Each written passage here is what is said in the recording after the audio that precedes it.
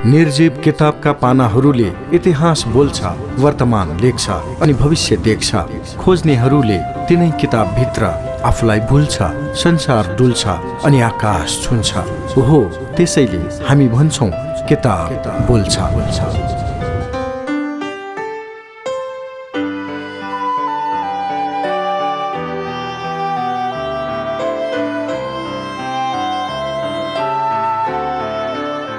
नमस्कार, स्वागत छ कार्यक्रम किताब बोल्छ।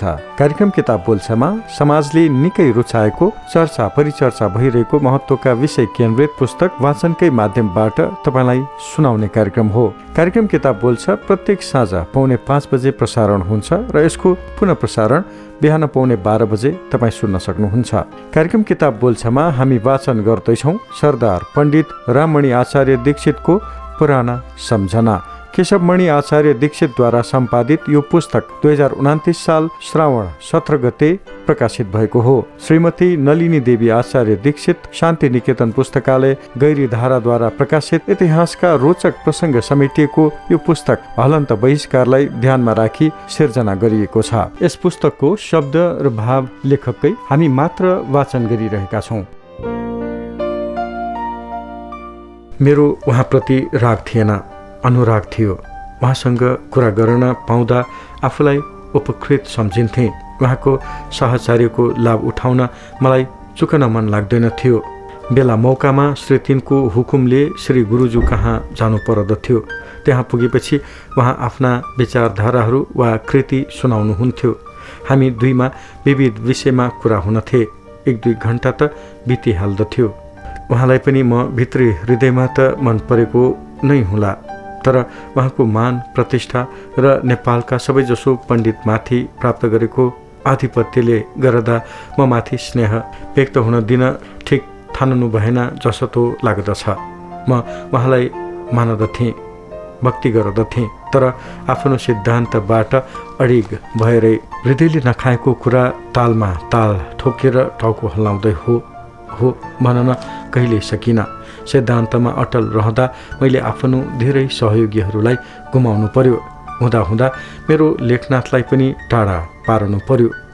तर पनि मलाई गुरुज्यूले आफ्नो अधीनमा राख्न सक्नु भएन। उहाँले म माथि डर, त्रास, धम्की सब हतियारको प्रयोग गर्नुभयो। खास गरेर मेरो विरोधमा चन्द्रिकाको जन्म भयो। गोरखा व्याकरण बोधलाई लुप्पा खुवाउन 1972 प्रकाशमा आए तापनि 1969 को जन्मतिथि राखेर जन्मोत्सवको दिन पारी श्री 3 चन्द्रको हातमा चढाइयो।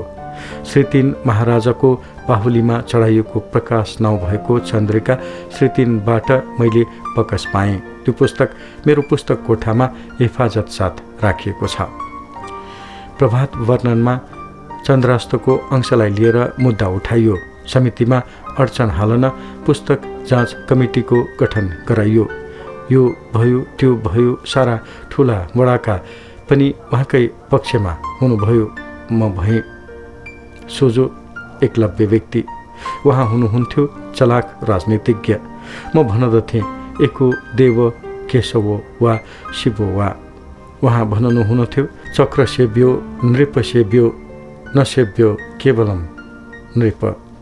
उहाँका सहयोगी, उहाँका सङ्गठन मजबुत हुँदै आयो। यति सब भए तापनि उहाँलाई चित्त बुझेन। गुरुज्यूको दलबल सहितको आधार खडा भइसकेको थियो। तैपनि म एक्लोले परास्त गर्दै अगाडि बढ्न लागेँ। समितिमा उहाँको व्याकरण तैपनि चल्न सकेन र आखिरमा केही सिप नलागेर व्याकरण विषयलाई लिएर एक दिन गुरुज्यूले श्री 3मा उजुरी चढाउनु भएछ। यो कुरा 1972-73 सालतिरको कुरा हो। महाराजबाट मलाई एक दिन राममणि एउटा व्याकरण बनेको छ भने तिमीले त्यसैको रुल नियम बमोजिम गरी लेखिदिए त भइहाल्छ नि भन्ने हुकुम भयो। मैले कुरा बुझिहालेँ। मलाई आफ्नो दबावमा पार्न माइला गुरुज्यूले गर्नु भएको व्यर्थको प्रयास हो भनेर तुरन्तै विनती चढाएँ। महाराज हाम्री भाषा पनि हिन्दीकै बहिनी हुन्।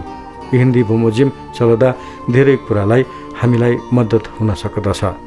उहाँहरू ढुकुटीलाई ढुकुची र रिकापीलाई रिपाकी भन्नुहुनेछ। शुद्ध र हाम्रो प्रचलन रूप रिकापी नै हो। हलन्त गर्नु पनि त्यत्तिकै निरर्थक छ। हाम्रा नपढेका व्यक्ति, नेवार र पर्वते कारिनदाले चलाएको यो हलन्ते स्थिति हो। यसलाई सुधारी हिन्दी सरह, सरल, सुबोध र सुकर बनाउने मेरो ध्येय छ। यो हलन्त गर्ने कामलाई श्लोकमा लेखन कुराले पनि मद्दत गरिरहेको छ। तसर्थ मैले भाषा सुधारियोस् भनी समितिमा गद्यमा पुस्तक लेखिरहेको छु। प्रोजमा लेख्दा हलन्तको दरकारै छैन। व्याकरण बनेको छ भन्ने कुरालाई पनि भोलि अर्को व्याकरण बनाउन सक्दछु। संस्कृत व्याकरण 25औं बनिरहेका छन्। जति भाषा सुधारिन छ उति व्याकरण पनि थपिँदै जाने गर्दछ भनी यो चलन चलाएको हुँ।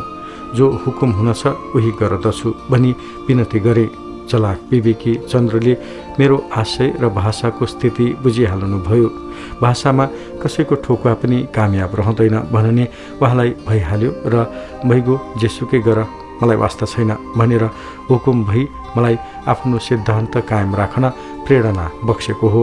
पछि त भाषण पनि मनै तयार गर्न लागे। शिलापत्र मबाटै तयार गराइ बक्सन्थ्यो। आफ्नो जीवनी श्री माहिला गुरुज्यूको टालमटोल गर्नु भएकोले मबाटै लेखाइ बक्सियो। यी सबै कुराले म झन अगाडि बढ्न लागे। म मेरो गुरु नीलकण्ठ न्यौपानेको आशीर्वादलाई सार्थक गर्दै अघि बढ्न लागे। श्री माहिला गुरुज्यूको गुणको भोको अझ पनि म छँदैछु। देखेका र जानेका उहाँका अवगुणलाई सकभर आफूमा समावेश हुन मैले दिइनँ। मणिकोशको शब्द सङ्ग्रह गर्ने ठुलो पुरानो कापीको एउटा ठाउँमा माहिला गुरुज्यूको गुण अवगुणलाई मैले यसरी उल्लेख गरेको रहेछु। माहिला गुरुज्यू हेमराज पाण्डे। श्री माहिला गुरुज्यू हेमराज पाण्डे पण्डितज्यू विद्वान हुन्। तिनी एउटा रत्न नै छन्, यसमा सन्देह छैन। तर तिनीसँग ज्यादै अहम भाव बढिएको छ। मै हुँ, मसँग भिडने त्यो पशु हो, नराधम हो भन्नु कहाँ तक उचित छ। मानिस अच्युत हुँदैन। त्यसका काममा यदाकदा भ्रमजनित अपराध नहुने हुँदैन। यदि त्यसो नहुँदो हो त अच्युत भन्ने नाम कहिले पनि नपाउनु र कसैका टाउकामा त्यो नाम थोपरनु काममा गलती नहुने कुरै छैन। तसर्थ भाषा सुधारको काममा भाषा भक्तको गला अठ्याई आफ्नो मनपरी चलाउने दौड निकाल्नु यो उहाँको ठुलो अपराध हो। यस अपराधको प्रायश्चित नगरी विस्तार छैन। राम्रो सजिलो हुने कुरा छाडी अप्ठ्यारो कुरा समाउनु र त्यही कुरा कायम गर्नलाई नेपालका ठुलाठुलाहरू पनि धुरा उठाउनुले हाँसो लाग्दछ। अङ्ग्रेजी जस्तै गरी चलेर जाने साधन पाइकन पनि हाउले गर्दा त्यो साधनै छाड्नु, आफ्नो नाक काटी अर्काको अपशकुन गर्नु भन्ने कुरा चरितार्थ भएको छ। ती विद्वान वरेण्य प्रति मेरो विचारधारा यसतै छ। पछि त उहाँ मलाई ज्यादै माया गर्न लाग्नु पनि भएको थियो। उहाँको यसतो आत्मीय भावले मेरो अन्तःकरण तृप्त भयो। एक दुई कुरा छोडेर मैले उहाँलाई आदर्श पुरुषै सम्झेर बसेँ। मेरो उहाँप्रति सम्झना यसतै छ। श्री माहिला गुरुज्यू हेमराज पाण्डेलाई हलन्त बहिष्कारको एक कट्टर विरोधी देखिनामा माथिका विविध घटना र कारणले हो जस्तो मलाई लाग्दछ। अजन्त प्रथा राम्रो हो र पछि कालान्तरमा हाम्री भाषाको श्रीवृद्धि गर्नमा यही प्रथा समर्थ हुनेछ भन्ने कुरामा उहाँलाई केही दिलजमी भएरै मध्यम मार्ग अपनाएर चन्द्रिका प्रकाशित गर्नु भएको हुनुपर्दछ भन्ने कुरा मेरो हृदयमा लागेको छ। हेरौँ अब जनताको के राय हुन छ। गोर्खा भाषा प्रकाशिनी समितिको इतिहास 1969-70 धेरै सामु इतिहासलाई लिएर यो अड्डाको स्थापना भएको छ। सबै ठाउँमा अन्दाजले र अनुमानले मात्र काम चल्दैन। कुनै पनि विषयको तथ्य पत्ता लगाउन मेहनत गर्नु पर्दछ, खोजी पसल्नु पर्दछ। अनुमानबाट अन्दाजले ठोकुवा गर्ने ठाउँ बेग्लै हो। यसतो विषयमा त्यो पनि विद्वानहरूबाटै नाना थरी कुरा अजमाएर गरेको सुन्दा मलाई एकैपटक दिगदारी र हाँसो उठेको थियो। यो विषयलाई यहीँ छाड्नु ठिक थिएन। आज मौका पर्न आयो।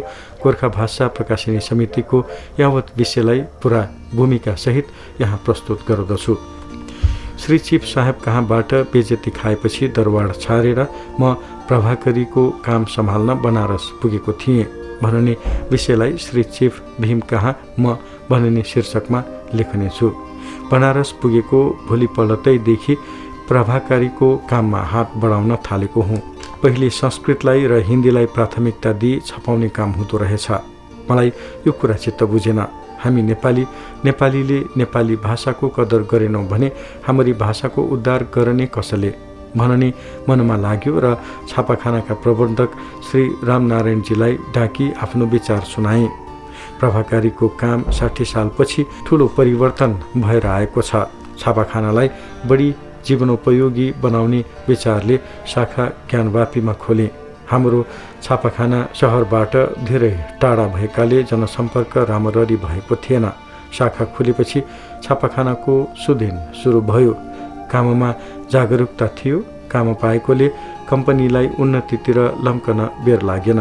हुँदा छिपा राखेर कपडामा राम्रा डिजाइनका बुट्टा छापी बाहिर चलान गर्ने, अर्डर सप्लाई गर्ने इत्यादि अरू व्यापारिक कार्यहरू पनि कम्पनीले लिन लाग्यो। छापाखानाको प्रगति बेग्लै थियो, अरू कार्य बेग्लै। मेरो अधीनमा भएपछि यसरी कम्पनीले दिन दुना रात चौगुना प्रगति गर्न लाग्यो। यस कुराको सुयस काठमाडौँसम्म फैलिएको थियो। धेरै ढोकाहरू अर्थात् राणाजीहरूबाट यस कम्पनीलाई अर्डर आउन लागेको थियो। यता कम्पनीको र नेपालीको यो स्थिति, उता मेरो विचारधारामा वन्दे मातरमको अर्को प्रभाव। साँच्चै भन्ने हो भने राणाजीका दरबारमा भित्री चालचलनले मेरो मनमा सेवाभावतिर घृणा पैदा गराएको थियो। स्वतन्त्र वातावरणमा बुद्धि र लगनले उन्नति गर्दै देश र देशवासीको भलो चेताउनु पर्दछ भन्ने भारतको स्वतन्त्रता आन्दोलनले सिकाएको थियो। कार्यक्रम किताब बोल्छ तपाईँ सुन्दै हुनुहुन्छ। कार्यक्रममा हामी सरदार पण्डित राममणि आचार्य दीक्षितको पुराना सम्झना सुनाउँदैछौँ। केशवमणि आचार्य दीक्षितद्वारा सम्पादित यो पुस्तक श्रीमती नलिनी देवी आचार्य दीक्षित शान्ति निकेतन पुस्तकालय गैरीधाराद्वारा प्रकाशित पुस्तक हो। 2029 साल श्रावण 17 गते प्रकाशित यस पुस्तकमा इतिहासका रोचक प्रसङ्ग समेटिएको छ। यस पुस्तकको अर्को अंश सुनाउन भोलि यसै समय उपस्थित हुनेछु। आजको लागि भने कार्यक्रमबाट प्राविधिक सहकर्मी रेहान महर्जनलाई धन्यवाद दिँदै म सुरजवीर वज्राचार्य छुट्टिन्छु। नमस्कार।